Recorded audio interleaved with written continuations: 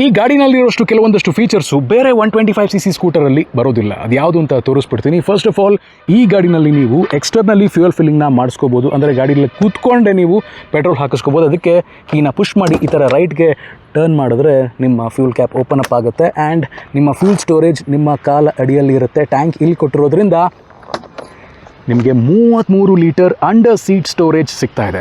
2 ಹೆಲ್ಮೆಟ್ನ ಆರಾಮಾಗಿ ಇಟ್ಕೋಬೋದು. And ಇದರಲ್ಲಿರುವಂಥ silent start feature ಸೆಗ್ಮೆಂಟಲ್ಲೇ ತುಂಬ ಸೈಲೆಂಟು.